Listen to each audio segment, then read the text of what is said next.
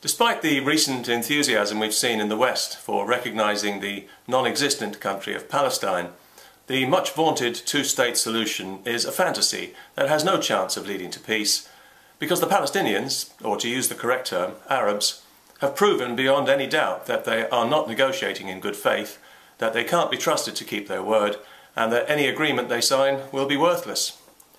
They initiate all the violence in the region and they break every ceasefire because they don't want negotiations or a two-state solution, and they're not even keeping it a secret. They keep telling us they want a one-state solution with no Israel and no Jews, and they've pledged never to stop fighting until that day comes, both Hamas and the supposedly moderate Fatah, and we have no excuse for not listening. But we'll find one, as usual, won't we?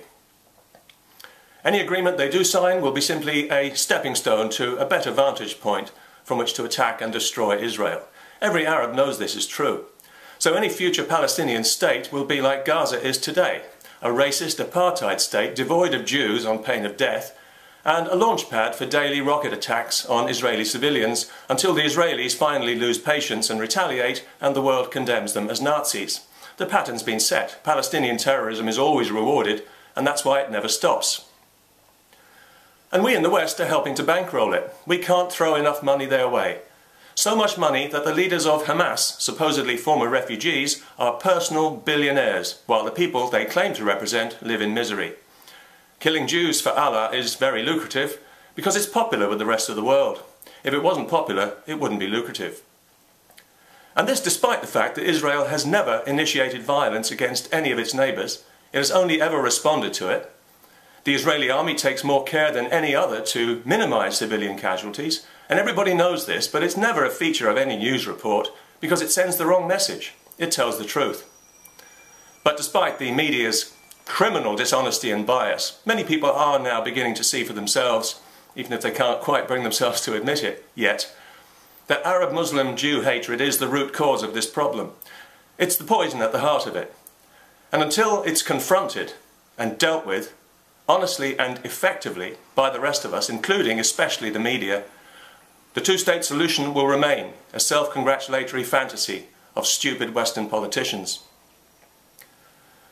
But something else that really doesn't help the emotional temperature of the situation is the fact that the Arabs are clearly jealous of Jews, and with good reason. They can see the disproportionate contribution Jews have made to human advancement, in contrast to their own contribution, which is virtually nil. And they can see what a civilized and prosperous society the Jews have created in their midst, in contrast to their own racist, misogynistic and deeply ignorant society with its childish honour-shame culture, which has no honour and of which they ought to be ashamed.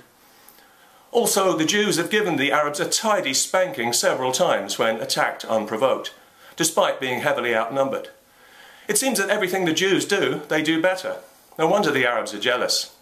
It must infuriate them that the very people their infallible religion depicts as inferior, as apes and pigs, have turned out to be clearly superior. That has got to hurt. And it must infuriate them to know that the world is openly patronising them by giving them all this unwarranted attention and money. We all know they don't deserve it, and if they were measured by the standards we apply to everyone else, they wouldn't get it. But we hold Arabs to lower standards. We expect less of them because we're racists. And they're so stupid and self-indulgent. They milk it for all it's worth, and they end up expecting less of themselves, a lot less, which is exactly what they get. And it's what we all get when they show yet again that they can't be trusted, by breaking yet another ceasefire, by attacking innocent women and children in the most cowardly way, and are not held to account for it, but on the contrary, are rewarded, yet again. That's why this conflict is self-perpetuating. That's why the two-state solution is a fantasy. And for once, we in the terminally guilt-ridden West really can blame ourselves.